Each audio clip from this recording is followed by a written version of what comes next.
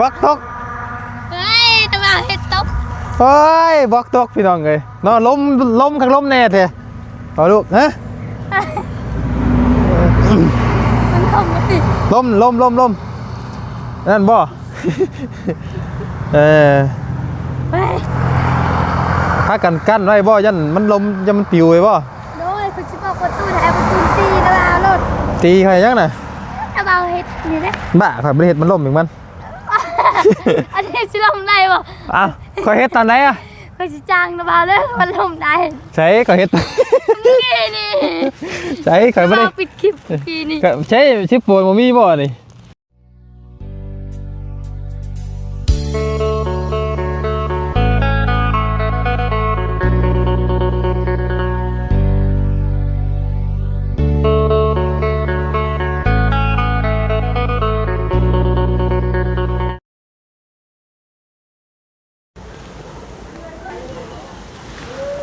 ป้าลมขนาดพี่น้องกันเนาะเอาทักทายกับสบายดีและสวัสดีเด้อพ่อแม่พี่น้องเนาะเบิร์ดกุสู่คนพี่น้องกันเนาะเปิดผ้ามากกะลมมีดีพี่น้องกันเนาะลมขักลมเน่พี่น้องเลยอากาศเย็นเนาะ มาฮอดตอนเร่งๆพี่น้องเลยเปิดภาพมากกับว่าอยู่กับบ่อเงาตอนค่ำๆพี่น้องเลยเนาะปึกมากกับอยู่เซโปนเลยพี่น้องเลยเมื่ออยู่บ้านอยู่กับลูกกับเมียพอดี2 มื้อเนาะพี่น้องเนาะอันนี้ก็บล็อกพี่น้องเลยบล็อกกันเห็นทางหน้าของในเนาะ คือมาเรียบร้อยแล้วพี่น้องกันเนาะอากาศเย็นหนาวพี่น้องเลยนอนกลางคืนบ่หนาวปะโทบ่น้องหนาวเนาะสบายดีพอเพิ่นยังมาอยู่บ่ยังเพิ่นมามื้อใดวันที่10อ๋อวันที่10พู่พอมามื้อใดนี่มื้อวานมื้อซื่นดนได้4-5มื้อแล้วฮะ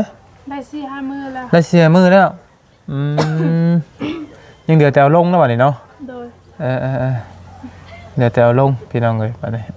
กินข้าวกินน้ำแล้วบ่กินแล้วน่าจะกินข้าวต้มมีเป็นไรมีบ่ได้ใช่ซื้อเอามีเบียดบ่ใหญ่ออกบัดอยากไปทางน้องใช้เพื่อได้หลายบัดเนาะ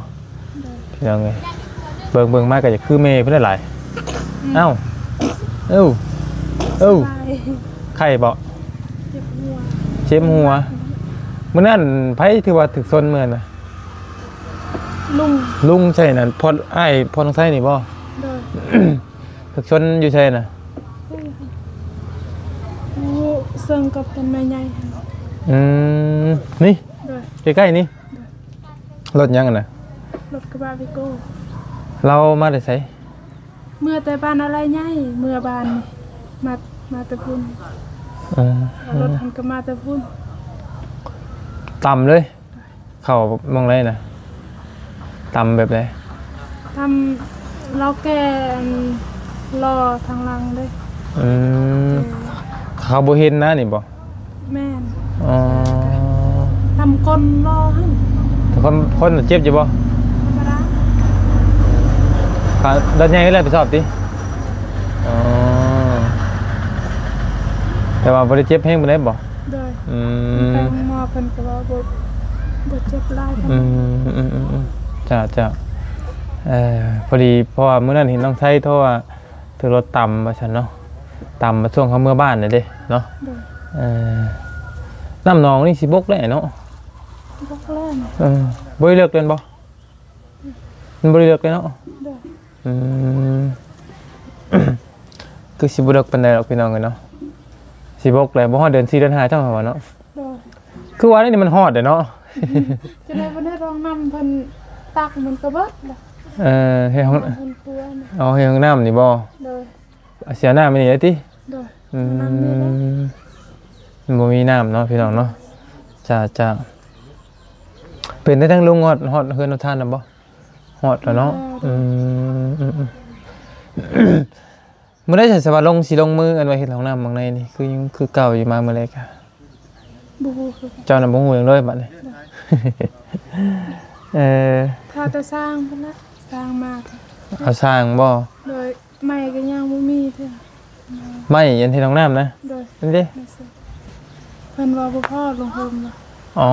มันคล้ายๆเฮ็ดเฮืองครัวนะผมบ่ โดย อืมก่อเฮือนครัวของน้ำเนาะบ่พื้นเฮ็ดห้องน้ำพี่น้องเอ้ยเนาะสิยากน้ำน้ำอีกกับบ่เฮงเฮือนเจ้านี่ น้ำบ่ยากนะ สิไปเอาอยู่ไส ขุดเอาก็ได้เลิกๆอันนี้นั่น อ๋อ ตื่นบ่เป็นเลิก สิขุดอันนั้นสิขุดน้ำมาบ่ โดย สิขุดคือเฮือนนั่นเฮือนใหญ่บ่ โดย อืมเสียในนั้นเอาเนาะอ๋อ ขุดเอา เออ บ่ยากครับ บ่ยากเนาะ น้ำตื่นมาเลย บ่ได้ช่วงนี้แหละมันบ่มี ช่วงเขาอยากใช้เด้เนาะ โดย ปัดเฮ้ย สิยากเติบอยู่พี่น้องกันเนาะ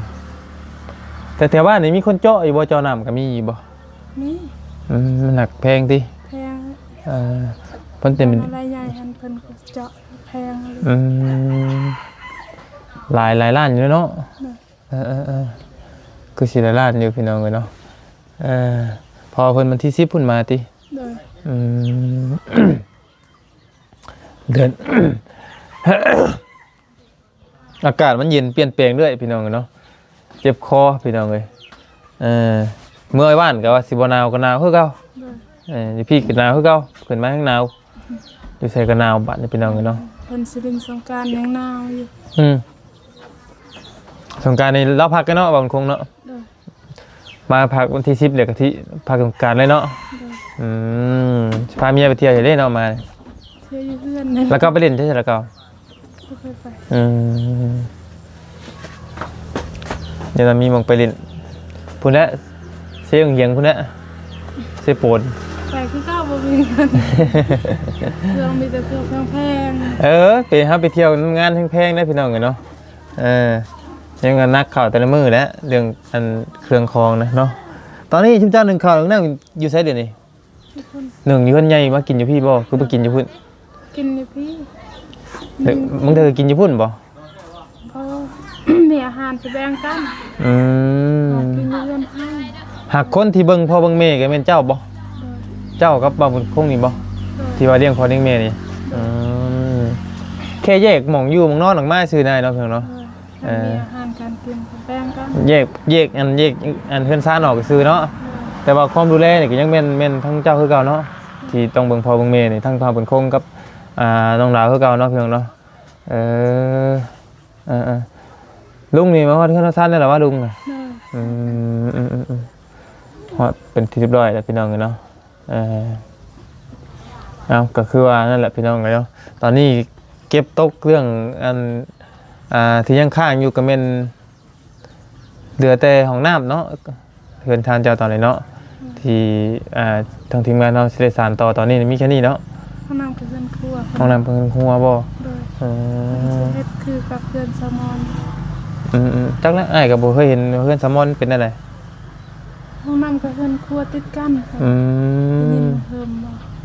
เคยก็บ่เคยเห็นในคลิป ในคลิปก็บ่ได้บ่ค่อยมันเบิ่งบ่ค่อยเข้าใจปานใดเนาะจะเป็นได้ไดเนาะ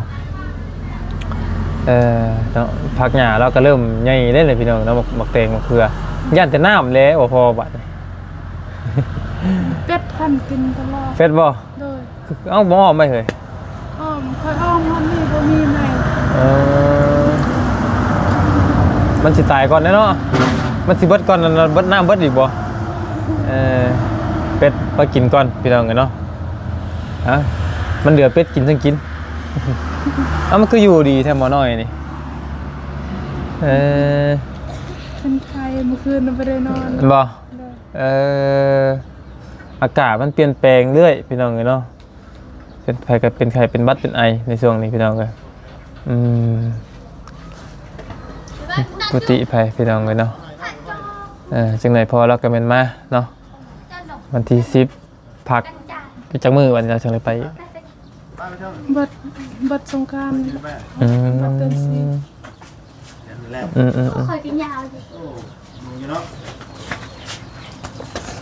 ไปสู่กันยาวก็ได้นะ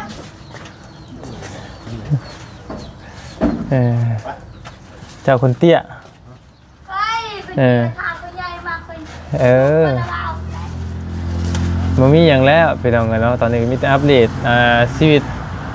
ทางว่าบุญคงกลับไปเฮ็ดเวียกตามภูมิลำเนาของเราพี่น้องเนาะเฮ็ดเวียกตามปกติพี่น้องเอ้ยถือว่าโชคดีคือเพิ่นแหละพี่น้องโชคดีคือที่มีผู้ใหญ่เพิ่นเช็ดเพิ่นซอยเนาะแต่กับมื้อวันที่5นี้พี่น้องเอ้ย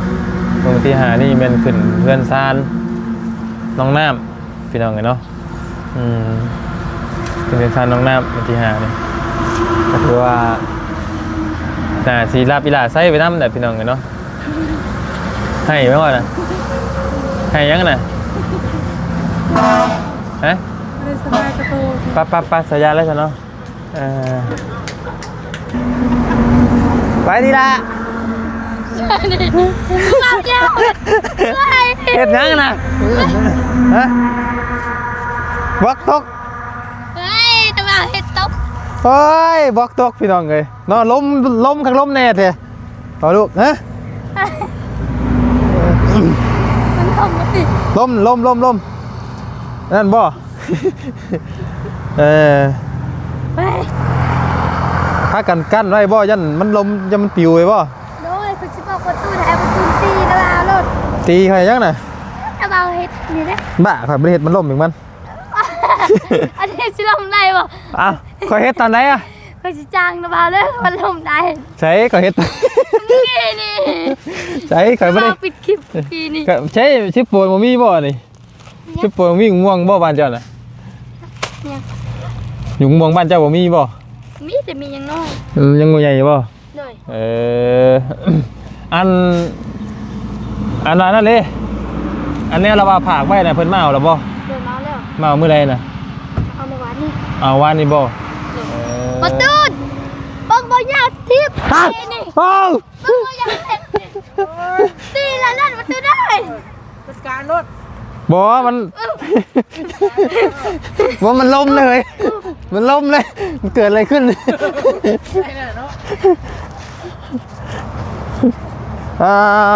ห้องขึ้นลูก ไป จะก้อนนี่ใช่ฮะ บ่ได้ดับ เอ้าเพิ่นบ่ได้แจ้งบ่ใช่ว่าจะก้อน เพิ่นบอกแต่เขาลืมแล้ว เพิ่นบอกว่าแต่เฮาลืมแล้วแล้วเชื่อเจ้าว่าเจ้าสิไปเฮ็ดงานอยู่เวียงนี่แม่นดีบ่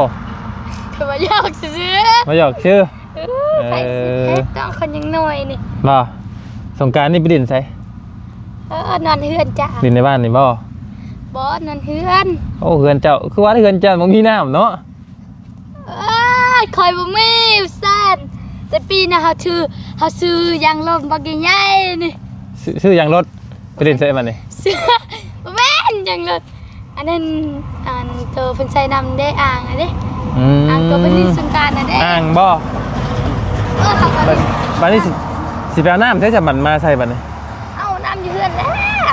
ฮะ น้ำอยู่เฮือน เอ้านะคุณบ่เอ้ายังบ่อยากห้อยดินอยู่เฮือนนี่เด้ ไปเล่นอยู่เฮือนนี่ เอ้าแต่ยืมน้ำแล้วมันจะสาวเจ้าเนาะ มันนะซะ มองยามเช้าเลย ป้าป้าบ่นี่เนี่ย กินนั่นก็ได้ ตอนนี้เนี่ยเรือเฮ็ดของน้ำของในพี่น้องเนาะแต่ว่าท่านได้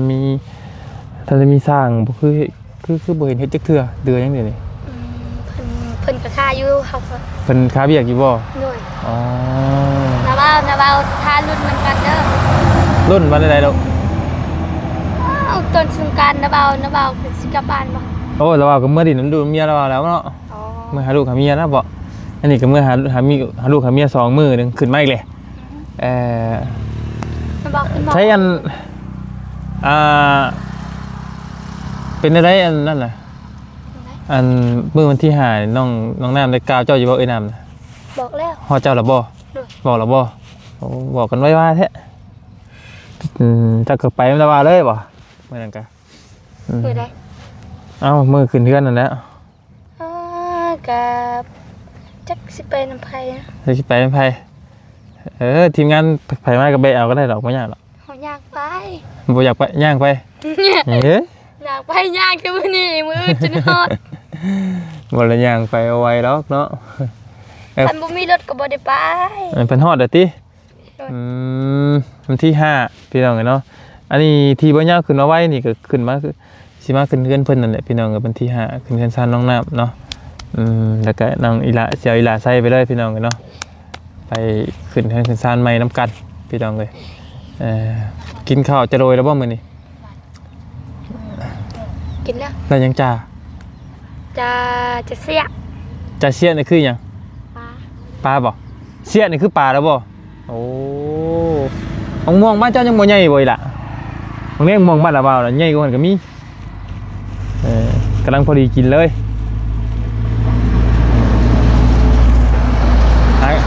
มวงชิปโปนยังบ่ใหญ่พี่น้องอากาศมันบ่คือกันเนาะอันนี้ก็บ่มีหยังละพี่น้องก็มีแต่นี่แหละงานที่ลงเรืออยู่ก็ยังเดือแต่อันเฮ็ดห้องน้ำให้ มื้อนี้ก็บ่มีหยังเนาะมีแต่ไปลิดดินบอกน้ำใส่แล้ว ดินบล็อกน้องไส้บ่มันเลอะ ไอ้ไว้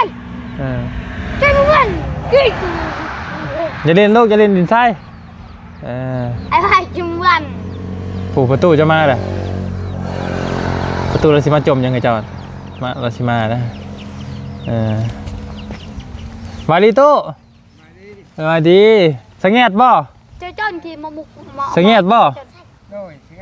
สังเกตเนาะสังเกตเอ้ย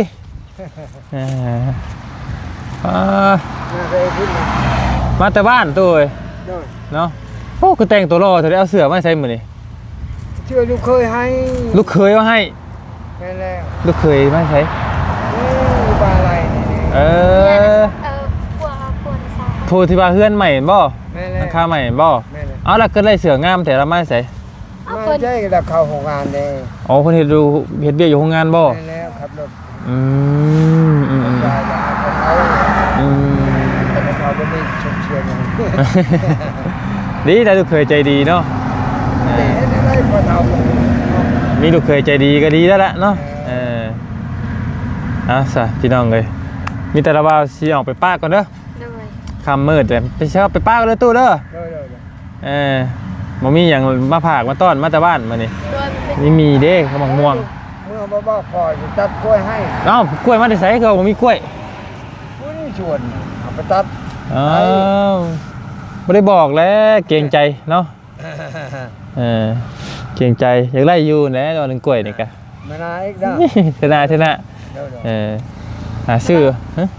กล่องระเบาคือเอียงหมดเลย ยามันล็อกกล้องระเบิดนะมันกล้องระเบิดมันเท่ดิ มันก็สันเพลแล้วนะ กล้องของเท่ดิเนาะเอ้าแก้เบิดแล้วบ่กล้วยนะมีหลายอยู่บ่ ไอ้ใบไปเจอมัน ชอบเครือ เขาได้กินเนาะ เยอะชอบปอไปอันเลย ขายบ่ขาย พอได้กินพอได้ย่ำพี่น้องไงเนาะเราก็ได้ตัวบล็อกที่เพิ่นมาส่งมื้อใดใส่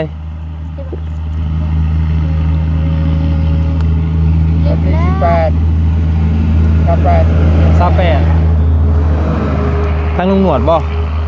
อ๋อ สมุนบามือนี่ไปส่งมืออื่นนะของมึง อ๋อจ้าเอาสั่นเล่นให้ลูกเด้อบ่หลายอะไรพี่น้องเอ้ยนาววันนี้เนาะไปป้ากันในตู้เด้อเราสบายดีลูกสบายดีไปพี่น้องเอ้ยไปสังเกตเฮงพี่น้องเอ้ยมีแต่ว่าเนี่ยจบคลิปปิดคลิปก่อนพี่น้องเอ้ยเนาะกะมาเยี่ยมมายามแล้วก็สิขึ้นไปเบิ่งเงินซ่านน้องน้ำก่อนพี่น้องเอ้ยเนาะไปก็ได้หลายเด้อโอ้ยไปแล้วพี่น้องเอ้ยสบายดีและสวัสดีแล้วพี่น้องเด้อฝากกดไลค์กดแชร์พี่น้องเนาะถือว่าเป็นงานเฮางานตกเข้าในเดือแต่เก็บห้องน้ำห้องในพี่น้องเนาะผมมีอย่างไรล่ะไปละพี่น้องเลยสบายดี